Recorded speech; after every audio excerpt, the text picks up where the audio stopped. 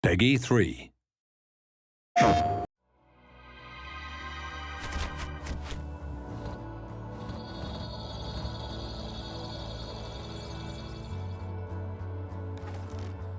When we first found out about PlayStation 4 and the features of the platform, we were really pleasantly surprised that they completely synced up with what we had in mind for DRIVECLUB. It was almost a perfect storm, if you like. We had this desire to return back to realistic racing. We had this new hardware platform. It was just nice to finally align with both the platform and our own desires as a studio and try and kind of bring that game to life. One of the things that we really liked was this idea that this was for an integrated, social generation of gamer who are now used to immediacy, connectivity, and an untethered relationship with their video games, where they are in touch with those game worlds when they're on the bus, when they're at work, 24/7. We've taken everything that we've seen from the massive rise of social networks since the last console cycle, and really that's become a core pillar of what PlayStation 4 is all about. So, you know, DRIVECLUB really works on that level better than anything else you've ever played. We wanted to create a community, a genuine, living, breathing community. So when it came to looking at how we tackle that from a DRIVECLUB perspective, you know, what did community mean to us?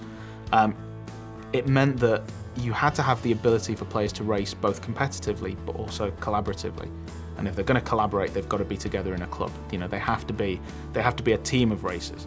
Within DRIVECLUB, there will be a range of social connections. So you'll immediately be able to see all of your PlayStation Network friends, but then you'll also be able to see all of your friends and their connections within inside the game. So you'll be able to see how your friends are connected to other people. But we'll essentially make it very easy using the social connection feature to be able to find the perfect club for yourself.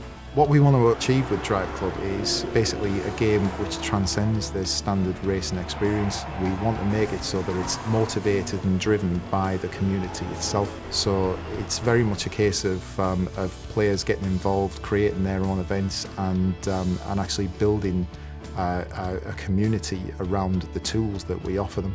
So at the core of DRIVECLUB, you have the ability to, anything that you do in the game, any time that you set, any score that you set, you can bundle that up as a challenge and then send it to friends, club mates, even complete strangers. You know, you can pass this data on to them and say, look what I did, I dare you to beat it. Challenges are not just to send and forget. Basically, you're put into a leaderboard with those people, and so for the set duration of the time of the challenge, you can compete to sort of better yourself. In addition, once the challenge has been sent out, if people like that challenge, they can start competing in it or even forward it on to their friends, and so there's an opportunity for those challenges to go viral.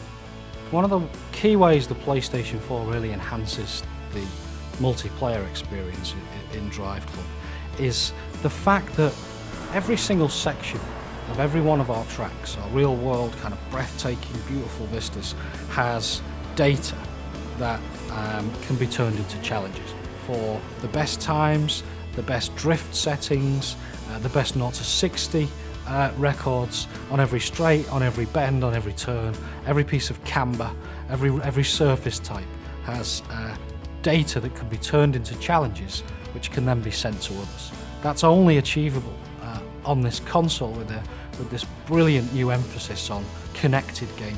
DRIVECLUB isn't a professional racing series. This isn't Formula 1 or IndyCar or anything like that. This is just a bunch of people that love cars, that love racing, that want to compete together, collaborate together, that just want to turn up to a location and just put their tyres on the asphalt, you know?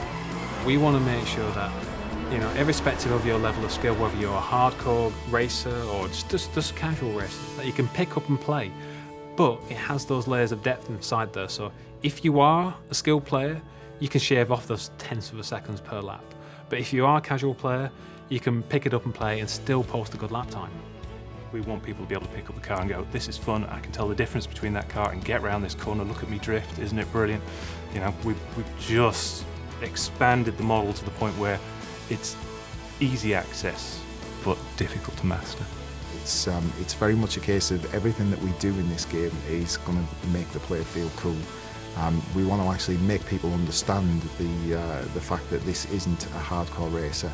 It's not a simulation in any way, shape or form. It's about having fun in cars on very fast roads.